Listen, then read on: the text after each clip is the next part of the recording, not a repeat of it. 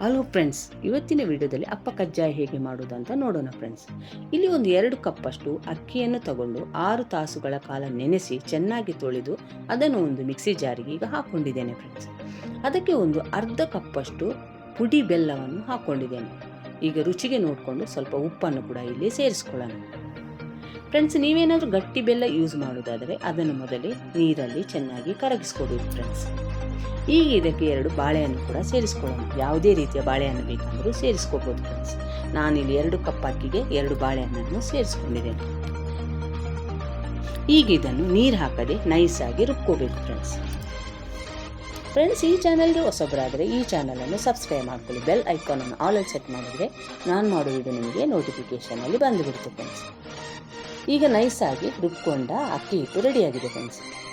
ಈಗ ಒಂದು ಬಾಣಲೆಯನ್ನು ತಗೊಂಡು ಅದಕ್ಕೆ ಒಂದು 2.5 ಚಮಚದಷ್ಟು ತುಪ್ಪವನ್ನು ಹಾಕ್ಕೊಳ್ಳೋಣ.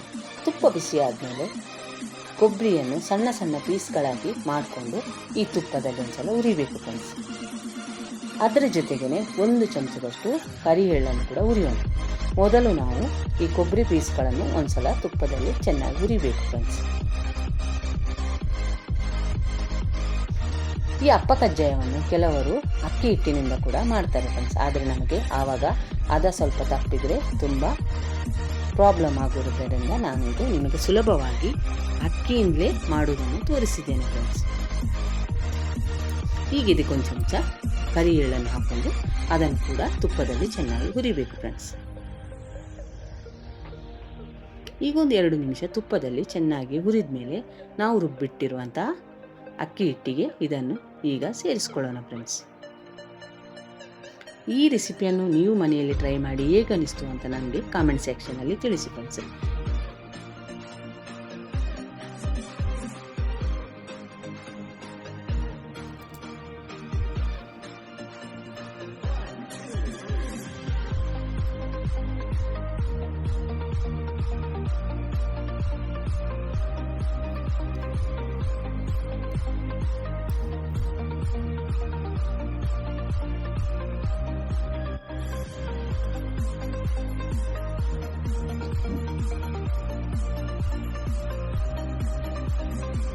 ಈಗ ಇದನ್ನೆಲ್ಲ ಚೆನ್ನಾಗಿ ಮಿಕ್ಸ್ ಮಾಡಿಕೊಡ್ಬೇಕು ಫ್ರೆಂಡ್ಸ್. ನಾನು ಮೊದಲೇ ಅಪ್ಪದ ಕಾವಲಿಯಲ್ಲಿ ಎಣ್ಣೆಯನ್ನು ಚೆನ್ನಾಗಿ ಬಿಸಿಯಾಗಲು ಇಟ್ಟಿರುವುದರಿಂದ ಈಗ ಹಿಟ್ಟನ್ನು ನಾನು ಇದಕ್ಕೆ ಹಾಕೊತಿದ್ದೇನೆ ಫ್ರೆಂಡ್ಸ್.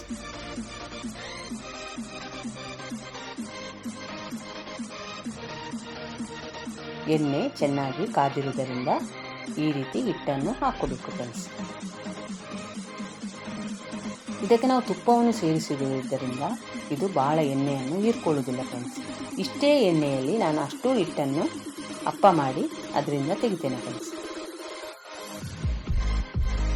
ಹೀಗಿದು ಒಂದು ಮುಚ್ಚಳ ಮುಚ್ಚಿ 1 ನಿಮಿಷ ಚೆನ್ನಾಗಿ ಬೇಯಿಸ್ಕೋಬೇಕು ಫ್ರೆಂಡ್ಸ್.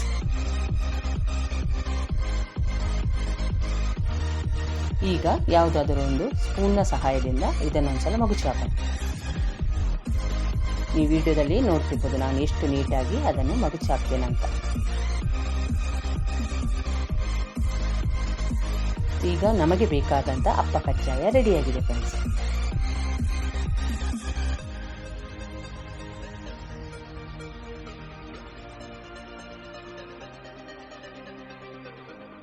ಆದಷ್ಟು ನಮ್ಮ ಚಾನಲನ್ನು ಸಬ್ಸ್ಕ್ರೈಬ್ ಮಾಡಿಕೊಂಡು ಆದಷ್ಟು ನಮಗೆ ಸಪೋರ್ಟ್ ಮಾಡಿ ಫ್ರೆಂಡ್ಸ್.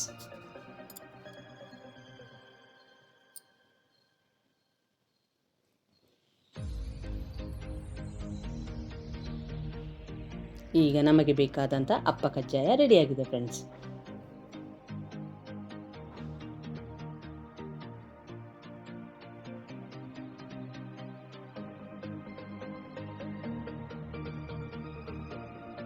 ಎಷ್ಟು ನೀಟಾಗಿ ರೆಡಿಯಾಗಿದೆ ಅಂತ ನೀವು ವಿಡಿಯೋದಲ್ಲಿ ನೋಡ್ತಿದ್ದೀರಲ್ಲ ಫ್ರೆಂಡ್ಸ್.